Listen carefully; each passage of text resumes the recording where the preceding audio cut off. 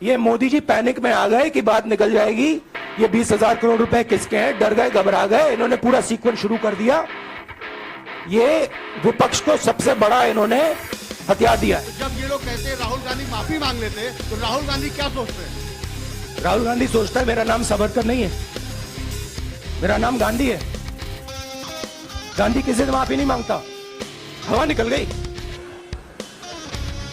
अदानी जी की shell companies हैं, उसमें 20,000 करोड़ रुपया किसी ने इन्वेस्ट किया। अदानी जी का पैसा नहीं है, अदानी जी का इंफ्रास्ट्रक्चर बिजनेस है, पैसा किसी और का है।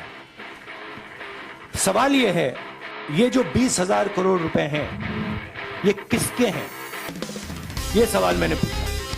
हवा निकल गई।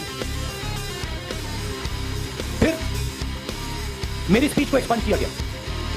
मैंने स्पीकर को डिटेल चिट्ठी लिखी, पॉइंट बाय पॉइंट, कि मैंने कहा कि एयरपोर्ट्स अदानी जी को रूल बदल के दिए गए हैं, ये लीजिए रूल की कॉपी जिसको बदला गया है। चिट्ठी लिखी, कोई फर्क नहीं पड़ा। फिर मेरे बारे में मंत्रियों ने पार्लियामेंट में झूठ बोला कि मैंने विदेशी ताकतों से मदद मांगी। मैंने ऐसी कोई बात नहीं की है। मैंने एक चिट्ठी लिखी, उस चिट्ठी का जवाब नहीं आया। दूसरी चिट्ठी लिखी, उस चिट्ठी का जवाब नहीं आया। फिर मैं स्पीकर के चैम्बर में गया। मैंने स्पीकर सर से कहा, स्पीकर सर, ये कानून है, ये रूल है, इन्होंने झूठा आरोप लगाया है, मुझे आप बोलने क्यों नहीं दे रहे हैं? स्पीकर सर मुस्कुराते हैं, कहते मैं नहीं कर सकता। और फिर उसके बाद आपने सबने देखा क्या हुआ। सवाल पूछना मैं बंद नहीं करूंगा। नरेंद्र मोदी जी का अदानी के साथ क्या रिश्ता है और 20,000 करोड़ रुपए किसके हैं, मैं पूछता जाऊंगा। मुझे कोई डर नहीं लगता इन लोगों से। और अगर ये सोचें कि मुझे डिस्क्वालीफाई करके, धमका के, जेल में डाल के मुझे बंद कर सकते, नहीं, मेरी वो हिस्ट्री नहीं है।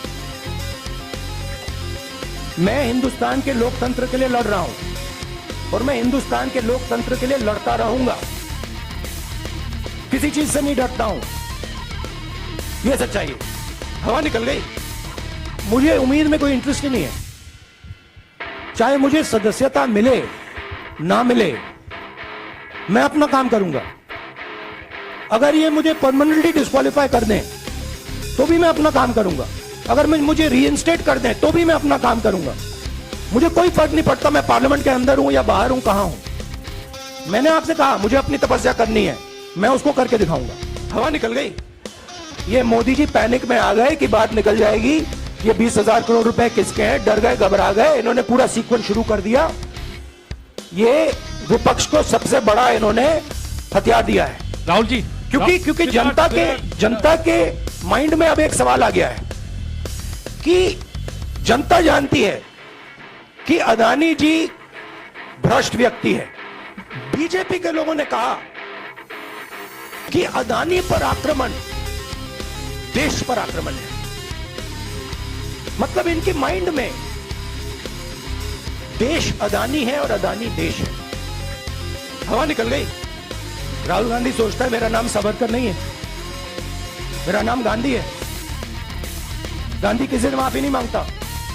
इस देश में लोकतंत्र खत्म हो गया है। इस देश के लोग जो इनके दिल में है, हमारे दिल में है, बोल नहीं सकते हैं। इस देश के इंस्टीट्यूशन पर आक्रमण हो रहा है।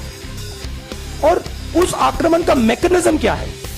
उस आक्रमण का मैकेनिज्म नरेंद्र मोदी जी और अदानी जी का रिश्ता है, वो फाउंडेशन है।